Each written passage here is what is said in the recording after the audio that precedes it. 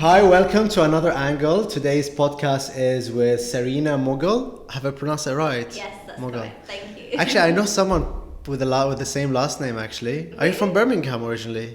No. My family, I'm a bit of a mix, to be honest. Okay. So people always try to figure out where I'm from. My dad's side of the family's from Kenya. Okay. So my dad was born in Kenya. His parents were born in India, in Punjab. And then my mum, she was actually born and brought up here, but we've got family. My nan's from Tanzania, and then we've got some family in Pakistan and some Persian ancestors, so I'm a bit from everywhere. No, your problem makes, I can see that like straight away, you know. Yeah. So with no further ado, I think we just jump straight into the podcast. So welcome to our podcast today. It's a pleasure to see you finally in person. We've been having few meetings with Nick recently, our Chief Commercial Officer, where we had a lot of Zoom meetings, and finally we get to meet you in person. So thank you for coming. Thank you for having me. Very exciting. So my background, I'm a pharmacist. My current role in terms of career, I'm actually one of the managers and directors for Harrods Pharmacy. So I'd say I'm a very career-driven person. I'm very sociable, very bubbly. I do love my job. So I love what I do, and we run a variety of private services within Harrods Pharmacy as well. So my main role is in looking after Harrods. However, I've also got experience in project management, so any specialist projects within healthcare, I manage that sort of multi-million pound projects. I also do a lot of social media work, so I've got my own podcast channel I'm about to launch soon.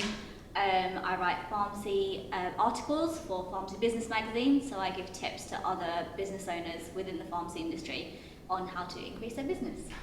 Amazing. Like coming from the perspective or the angle of a supplier to pharmacies, the whole industry is a bit changing nowadays, and there's a lot of shift going from that commodity-based business into the service-based business. So you see a lot of these pharmacies nowadays, especially independent ones, are setting up their consultation rooms. They're trying to offer more than what they used to offer before. Is it because the dynamics of the consumer behavior have changed? Is it the patients want more from their pharmacists, or is it because the government and the NHS is requesting pharmacies to really do more?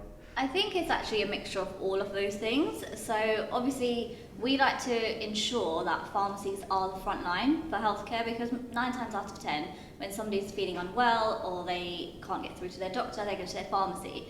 And obviously with the government and the NHS funding cuts, it's really difficult for pharmacies to generate as much income as they used to. So they are now heading more towards private services, which is what we do a lot in Harrods and a lot of other independent pharmacy chains as well. So if you go to certain pharmacies like Day Lewis Pharmacy or Boots Pharmacy, they have a lot of private services they can offer, such as DNA testing or urine infection testing, things like that. So it makes it a lot easier for the patient to go to their local pharmacy. Also, I think personally pharmacists are very educated, but they're very underrated. So there's a lot of clinical skills that we actually have, and in an ideal world, we work alongside doctors and other healthcare professionals. It's not about working against each other. So pharmacists essentially are experts in drug treatment. So it makes a lot of sense if you can go to a pharmacy and they can do everything for you. I mean, I'm an independent prescriber as well, so I can actually run my own clinics, I can see patients, I can write them a prescription if need be within my area of clinical competence that I've chosen, for example. So we like to try to make sure everyone understands that a pharmacy is the first stop you should go to. And you can get advice over the counter, you don't need to wait, you don't need to book an appointment, and essentially it frees up a lot more time for GPs and for doctors to be able to deal with more serious clinical cases. Exactly, like it seems so obvious sometimes that you hear all that pressure on the NHS and all primary care sectors, and the solution sometimes can seem so easy to implement, just that why is it so hard to really follow through? Because we've heard that before, the government saying we want to give more power, or not more power, but more resources to the pharmacy sector so they can take their role and really be able to help out. But it's never really, it never goes through. It's always coming back to the clinical setting. I think it's also implementing change, and it's also trying to implement a different mindset for patients. Because if you think about it, for generations, somebody gets sick, you just go straight to the doctor. Yeah. That's why I think it's more about educating the public and making patients more aware of the skills that pharmacies and pharmacy teams actually have.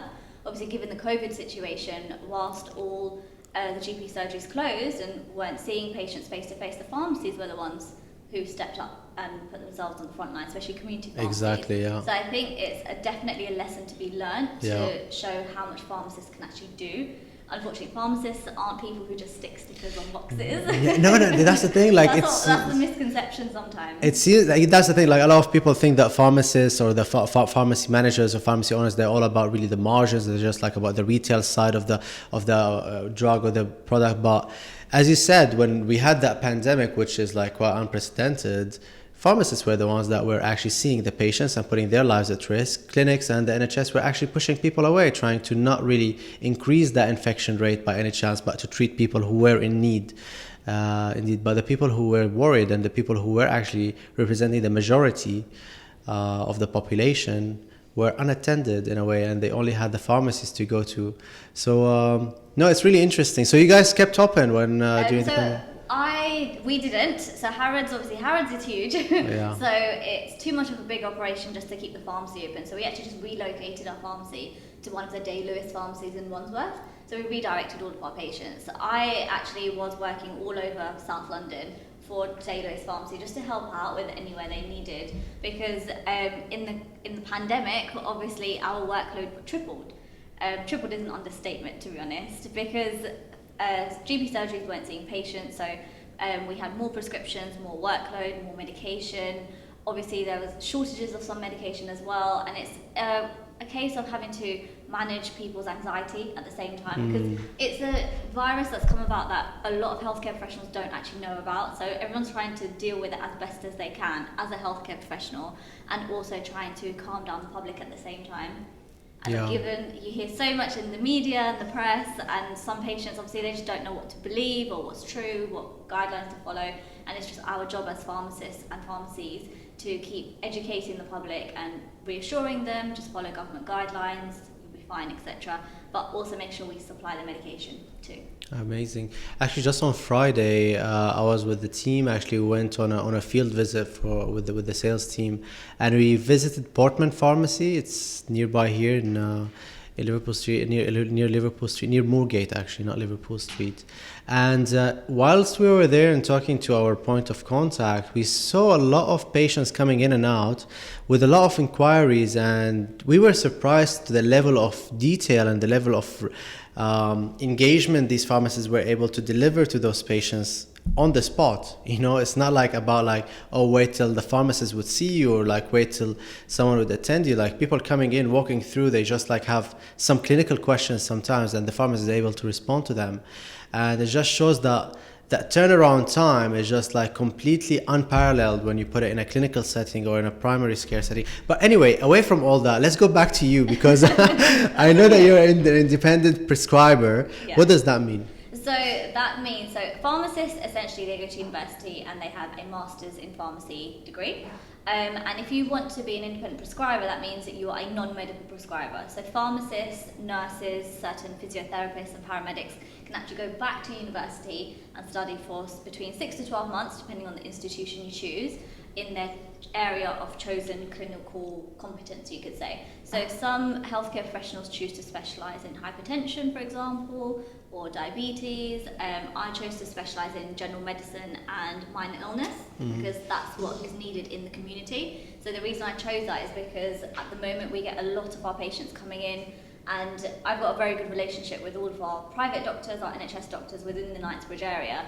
And the amount of times I would call the practice and say, this patient, regular patient, needs this medication, because I'm experienced enough. I've been a pharmacist for about 7 or 8 years now, and I would have to send the patient to the prescriber, get them to write a prescription, then they have to come back to collect the medication. Doesn't make sense, yeah. It's just inconvenient for the patient. And a lot of our patients are international, so they don't always understand UK law, UK legislation. They don't have the time. They want to come into Harrods, do their shopping, etc., get their medication, do everything under one roof. Yeah. So the reason I thought I chose that area in particular is because there was a clinical need in Knightsbridge for it. So what you do is you apply to university, you have to write a business case, a business proposal, because it's not as simple as I'm just going to go to university and do this course, because there's very high demand. So you have to go through an application process, and then it is very strenuous. It's full on, I'll be honest. So I was literally working 6 days a week, and my one day off, I was going to university. I went to Anglia Ruskin University in Essex. I don't live anywhere near Essex, by the way. It's just one of the top universities for the prescribing course. So I was doing that on my one day off, studying all day, and then you have exams around Christmas time. And our exams, the pass rate is very high. So your calculations exam is 100% pass rate. Our pharmacology exam, 80% pass rate. Obviously, it can vary between institutions, but all the courses have to be approved by the General Pharmaceutical Council. Then you have to do a whole case-based discussion, an essay, a portfolio. You also have to train with a prescriber.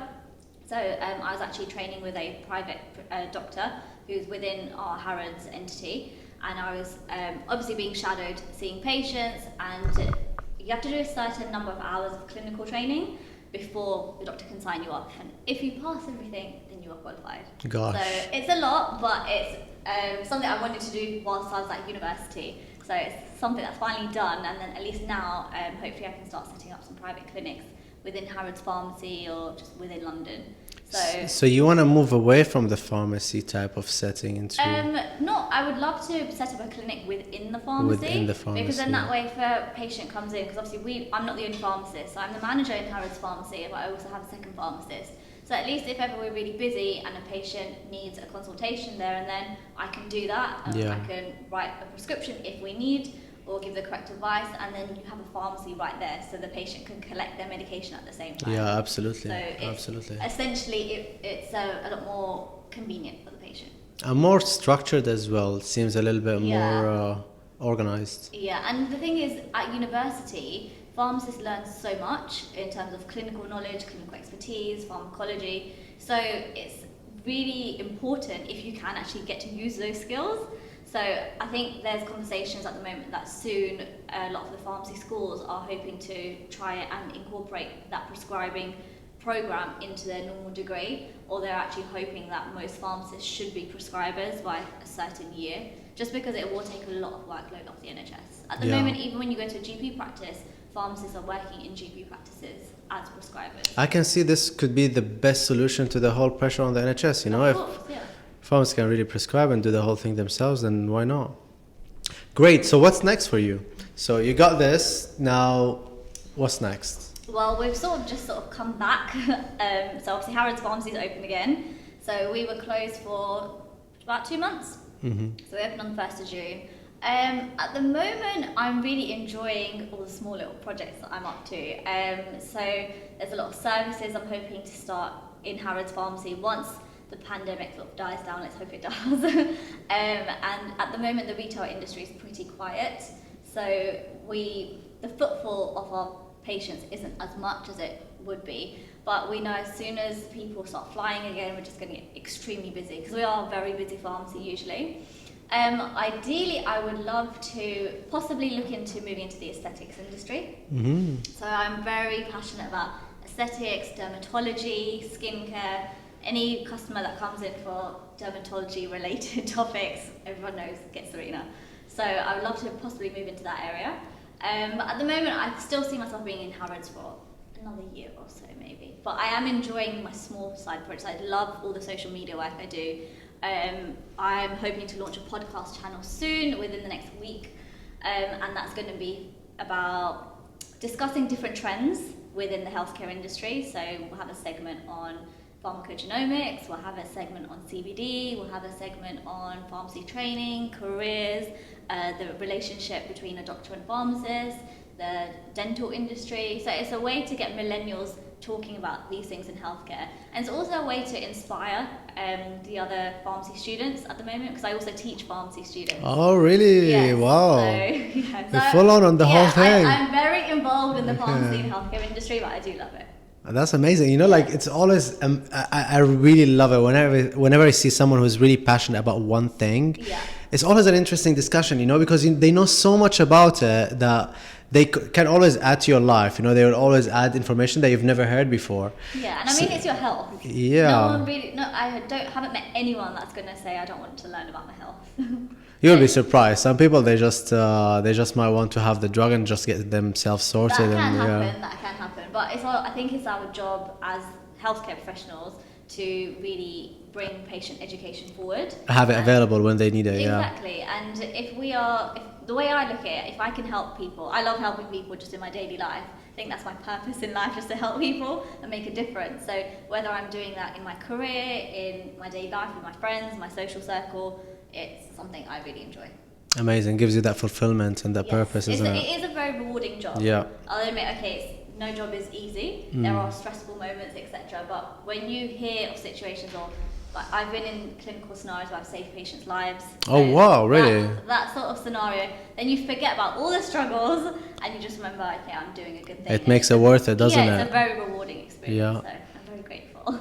Great. So one more year only. Why? Well, maybe one or two. It's I'm coming to the point. I've done a lot of senior roles. Okay. So yes, I'm in Harrods. My employer is actually Day Lewis Pharmacy.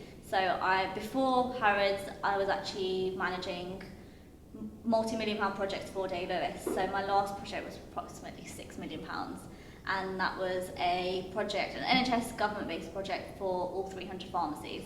So I've done different things within Day Lewis, within the pharmacy industry, and I think the next place I'll go is just wherever there's the most growth.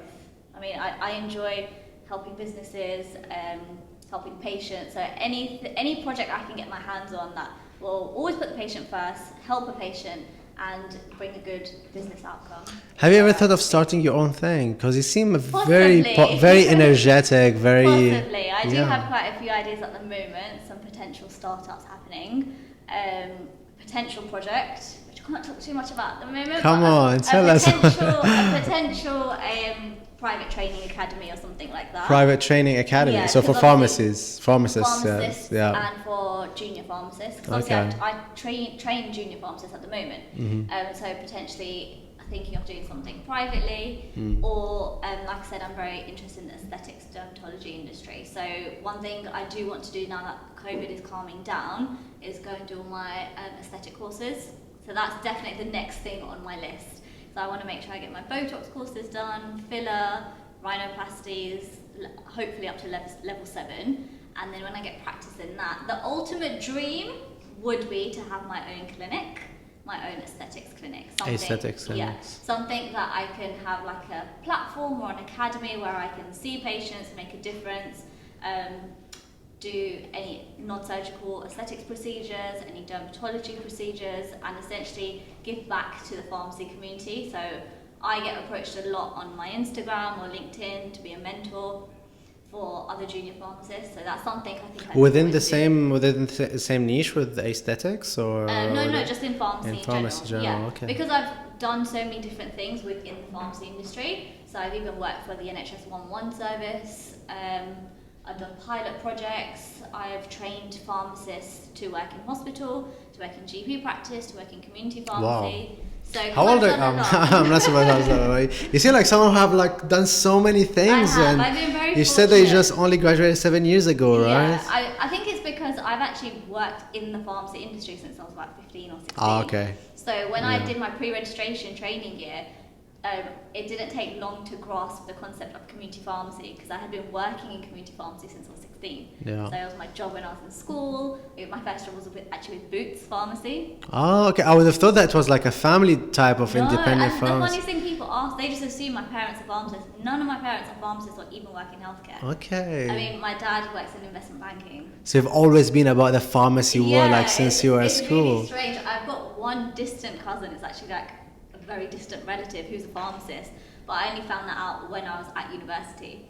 And it all started because, it sounds like a really corny story actually, when I was younger, probably about 13, 14, we always had like a medicine cabinet as you do in your home. Yeah. And I always used to be interested in how do you make this medication. So obviously, you know, if you're unwell, you take your Calpol or your Nurofen, paracetamol, etc. And I always used to think, how do you make the medication? And I decided when I'm older, I want to make medicine. And then obviously I learned that pharmaceutical companies do that. So I wanted to be a pharmacist. I never actually wanted to be a doctor, which is strange because my tutors at university used to say to me, why did you do pharmacy? You should have done medicine because you're saving through pharmacy. And I've always been interested in treatment and fixing things. I'm definitely a fixer.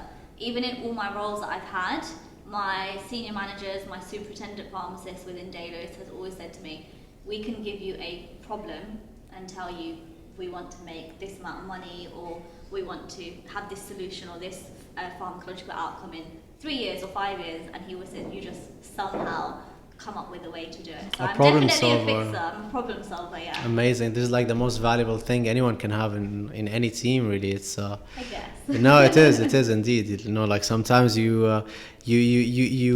that's the thing that we try to always do here in the company, is that we try to give people a lot of responsibilities and a lot of freedom to really just do their own thing, you know, just like to self-manage as much as possible, just so empower them to take responsibility of their own tasks. Because that's the thing, like I can't do everything at the end of the day, you know, like yes, we are a startup, but you know, like you still want to be able to focus your energies on other stuff, so people need to really be able to do their own thing. It's about using different team members' strengths to your advantage. Absolutely.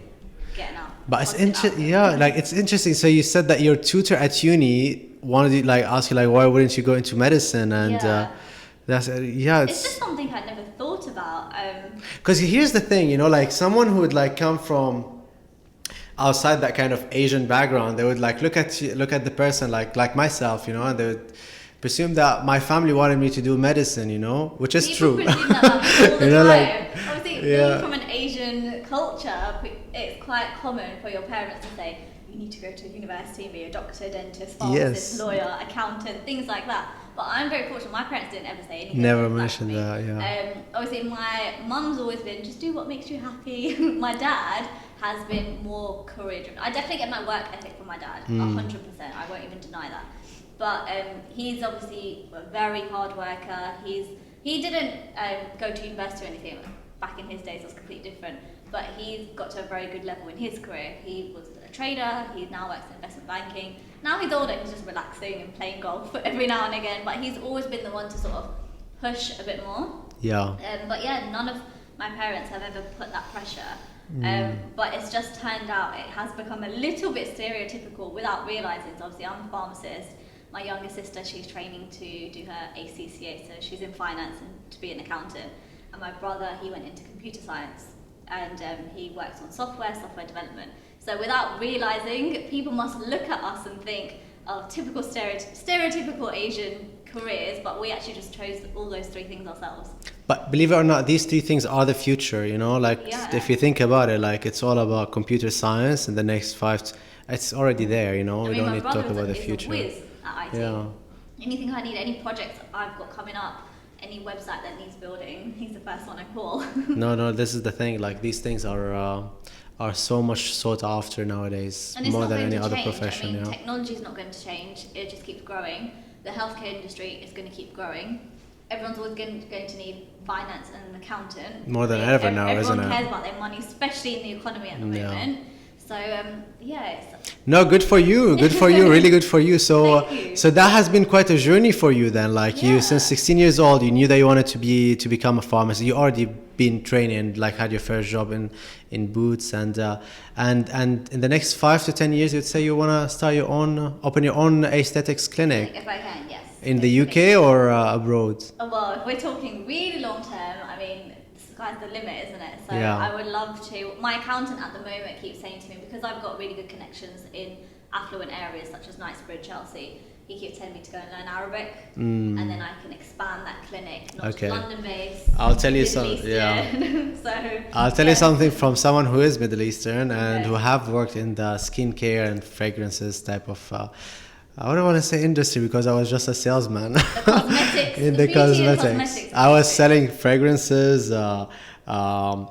skincare, makeup, of Givenchy, so the brand, Yeah. at Sephora stores Don't ever speak to a girl about Sephora. We love Sephora. yeah, I was actually doing all that in Sephora in Saudi, and it's a massive industry, you know, like it's a massive market. The buying power is incredible, especially for skincare products. It's usually the one thing that people actually seek after makeup. You know, it's like you go for the skincare, the makeup, and then you actually start looking into fragrances. That's like the kind of setup in the store. You know, you want to take them through that. And we always say if you have a good skincare base, like even dermatologists, like medical dermatologists, obviously beauty skincare can be completely different from medical grade skincare and medical grade aesthetics. So we always say a good skincare regime is needed first to have a good base before you're applying all that makeup. And you'll meet makeup artists that will say the same thing, that believe the same thing. And it's not just about, for me, the reason I like that area of healthcare, it's not just about what you look like or, you know, how well your makeup sits on your face or anything like that. It's actually also about different skin conditions. Your skin is actually the largest organ in the body. It's something that people do neglect. I mean, sometimes our advice in skincare is simple things such as hydration. Literally, you know, like I swear to God, and I your haven't. Diet and your stress levels is so important. It's not just as simple as let me buy this 10-step skincare routine, buy 20 products from Sephora or from Harvey Nichols or Harrods.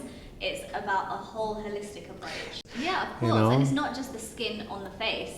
I get hundreds of patient queries, so people come in saying they have eczema, they have dermatitis, rashes, allergic reactions. So that is also included in all of it. Acne patients, for example. So things like that. It's yes, there's an element of dermatology and aesthetics that will be very cosmetic and visual.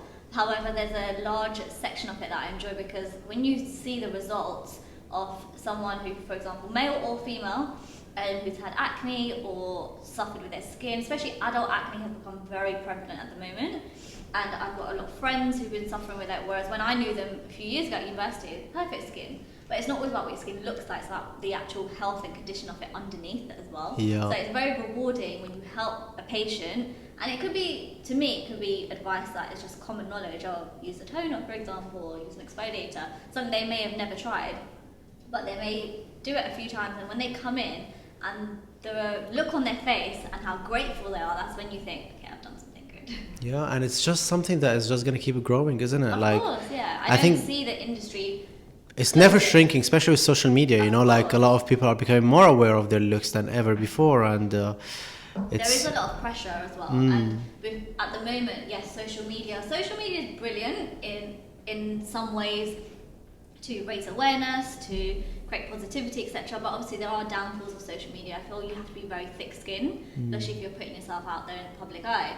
I mean, I started a new Instagram page back in October, November. I'm not a famous person at all. I consider myself just a normal person, a normal pharmacist, but it was one that I created because I'm trying to create a brand. And it was literally just to discuss healthcare and raise awareness of the pharmacy industry, because on social media like Twitter, Facebook, LinkedIn, Instagram, you see a lot of doctor influencers or dental influencers. There's hardly any pharmacist influencers. Yeah, and it's not to be an influencer in a way that, oh, I want free products or, you know, it's more to influence the public in a positive way. So I'll discuss different skincare products on there, or different healthcare tips, vitamin supplements, all within our clinical expertise. And that started in October. Obviously, I actually had to get Harrods approval to do that because I'm under their premises. And that took a year to get approval to write a plan, explain to them that I'm taking the responsibility onto myself. And that sort of seemed to just boom, and out of nowhere, then now you've got so many pharmacists who message me, even doctors, dentists. I've done so many different collabs. I write a lot of content for Harrods Beauty's Instagram, discussing some of the world's best supplements and vitamins that we do in the pharmacy. And yes, I'm not famous, I don't consider myself famous, but you do have to have a very thick skin, because there is always going to be some sort of negativity, and there is a slight downfall with social media, but the way I see it, you get one negative comment, you'll have 100 positive comments. Is it the trial you mean, like in terms of the downside of it? What are you referring to? What would be the downside? So the downside, you get a lot of people who can be jealous of what you do, I've had a lot of, not necessarily pharmacists, but just people in general who'll be like, oh, how did you get that job? Or how did you do this? Oh, I don't really care about skincare, or I don't care about vitamin C. They just want to say anything. Sometimes you think, if you don't care, why are you following my page? Why are you engaging, yeah. Or sometimes you think, if you've got nothing nice to say, just don't say anything at all. But again, you do have to be quite thick-skinned. I mean, the industry I work in, whether I was doing social media or not, it is quite a tough industry anyway. The Knightsbridge area, your clientele are very demanding. Harrods, we have a certain expectation, a certain level of customer service you have to deliver. So it can be quite difficult because it's not a normal pharmacist job. Yeah. So it's different. Believe it or not, actually, on Saturday, I was in Edgware Road. Don't ask me why, but I was on Edgware Road, and I went into one of those pharmacies on there, and I had this discussion with the guy, and eventually I just had to get his card. I just wanted to get his card and get their website, and I couldn't find a website on the card. The only thing they had, not even a phone number, the only thing they had was the name of the pharmacy and their handle on Instagram. Like, I was a bit shocked because, like, it's really strange. Yeah, it's really strange. I was like, how do you communicate? He was like, yeah, just mention us or tag us or like DM us on Instagram and we will respond to you. And I was like, is this how things are really progressing? Is it going to be a trend? That's the first time I've ever heard of a pharmacy Literally, like that. I was so surprised. Nothing on there. Not even his name. Pharmacy? Yeah. Okay, so the general regulations, how it work. Obviously, I work in a pharmacy that has NHS and private. So there are a lot of private pharmacies on Edgware Road, in Knightsbridge, etc. Because it takes a long time to actually get an NHS contract. So the reason we have an NHS contract is because you're made more publicly available. Okay. And also we do have a due diligence to the public to dispense NHS prescriptions. Despite we are located in a very affluent area, it is essential to be able to provide those services to someone who's over 60. They shouldn't have to pay for their prescriptions, etc. So we do have an NHS contract, and obviously certain legalities of that are you need an address, you need a phone number, you need an email, you need a website or certain domains. But with a private pharmacy, they don't have all those legislations. You obviously need to be registered with the General Pharmaceutical Council. Your premises has to be registered. However, they don't dispense NHS prescriptions. Yeah. In terms of their address, etc., I've never heard of anything like that. So I'm now pretty curious myself. But I think I might have the card still with me. I put it in my bag. I'll get it for you. Actually, it was a really interesting one. Yeah. It was a really interesting one. I mean, you can obviously, there are online pharmacies. So there's a lot of platforms at the moment. I know a lot of pharmacies. They have a website at least. Yeah, they have a website, exactly. So they have a website, they have a question box. They, for example, also have a phone number. You can set up your NHS prescriptions, your private prescriptions, but I've never heard.